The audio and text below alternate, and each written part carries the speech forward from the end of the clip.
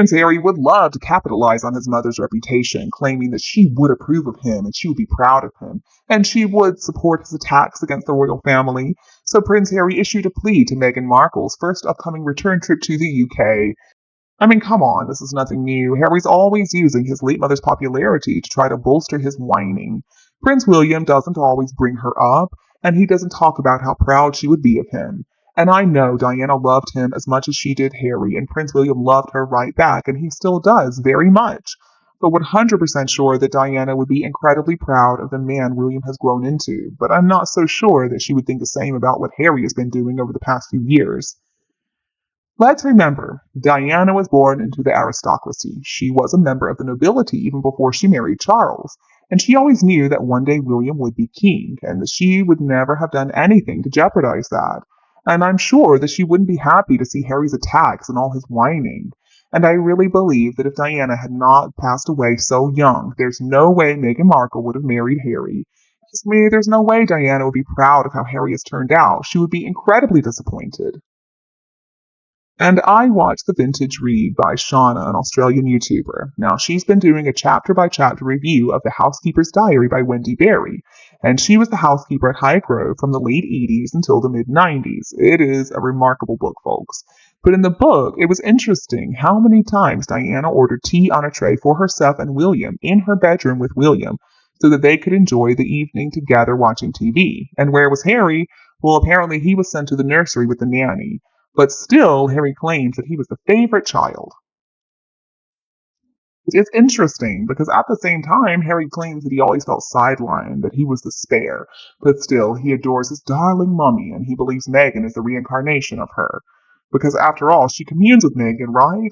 So Harry had to marry Meghan because she looked exactly like his mother. Still not sure how Harry could see that, but whatever. I mean, basically, he doesn't love Meghan. He just loves Meghan because she represents his mother. Watch the Panorama interview. I mean, you can see Diana certainly was a blue blood. And I don't think that she would ever have spoken so rudely about her family like Harry did. But she did try to damage Charles' reputation. And she conveniently seemed to forget all about her extramarital affairs. Instead, she said the breakdown of the marriage was all his fault. And she also made it seem like he wasn't fit to be king, which was, of course, incredibly mean. And that did damage the royal family, which, of course, ended up damaging William as well. So, honestly, folks, in some ways, I do believe Harry is a lot like his late mother, because she whined a lot. She complained about how horrible her life was. There are many women who experience difficulties in marriages without any money and support, but they don't have the luxury of getting to travel. They don't get to have affairs because they have to go to work every day.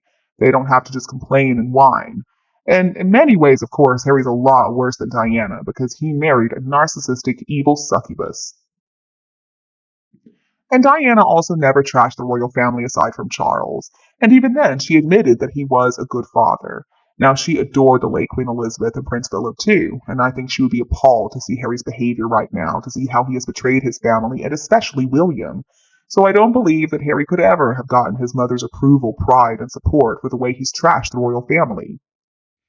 Alright, so next up, reportedly Prince Harry has issued a plea to Meghan Markle before he comes back to the UK.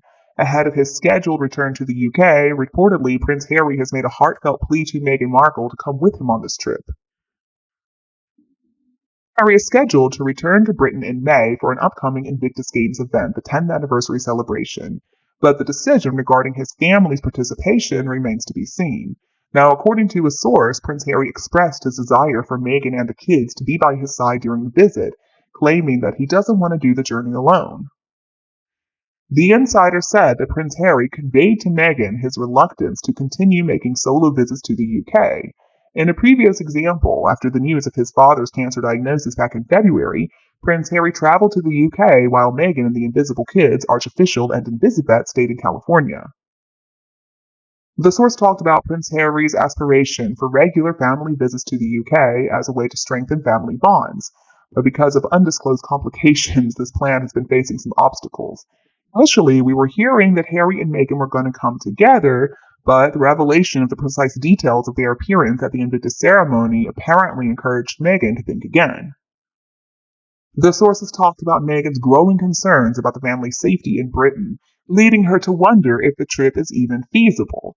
So the heightened security risks associated with their visit, made worse by the public announcement of the event specifics by St. Paul's, made the whole situation even more complicated. Meghan's worries when it comes to safety were underscored by a recent court ruling that denied Harry the same level of police protection afforded to him when he was a working royal. As a result, unless there is a favorable resolution to the Home Office decision on his police protection in the UK, Prince Harry apparently thinks that it's going to be very dangerous to bring the kids to the country. So now these changing circumstances have left Meghan and Harry not knowing what to do. They're facing a dilemma. Either they attend the event with enhanced security measures, or Prince Harry is going to come alone. In light of these recent developments, Meghan's hesitation to travel to the UK with their kids has become more obvious. The source really emphasized Meghan Markle's growing unease and reiterated her stance on prioritizing their family's safety in the middle of all these uncertainties. As Prince Harry is trying to figure out what to do when it comes to his return to the UK, Meghan and Harry are facing some big decisions when it comes to their presence at the upcoming Invictus event. So this upcoming visit also marks a significant change for Harry and Meghan. I think they're trying to navigate the complications of balancing personal safety concerns with obligations to the family. There are external pressures, there are security considerations, and so Harry and Meghan's deliberations really highlight the challenge in managing public engagements within a heightened security landscape. As the narrative is becoming more clear, Harry and Meghan are finding themselves in a difficult position. They're not knowing what to do. They have to consider their choices carefully. So, okay, I can tell them right now, if they just stay put in Montecito, that is going to please the people of Britain to no end, because Brits hate Meghan. And Harry is quickly losing favor, too, with his own countrymen. He's probably going to end up in the same situation Meghan's in pretty soon. The best idea by far for Meghan Markle, though, is to stay far, far away. That way, the wonderful people of Britain will not be reminded of what a horrible person she is, and what a horrible person their once upon a time favorite prince has turned into.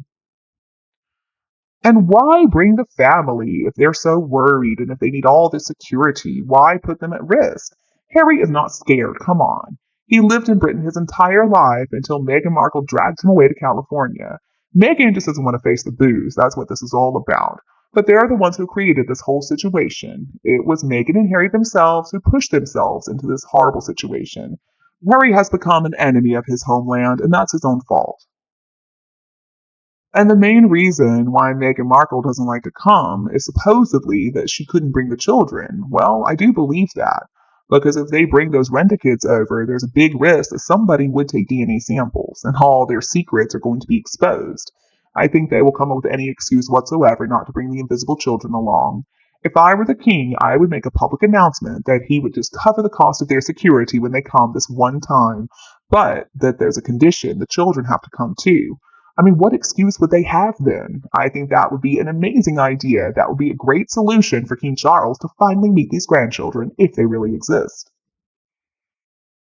You know I despise Harry, and I want Harry to be able to see Meghan's true face.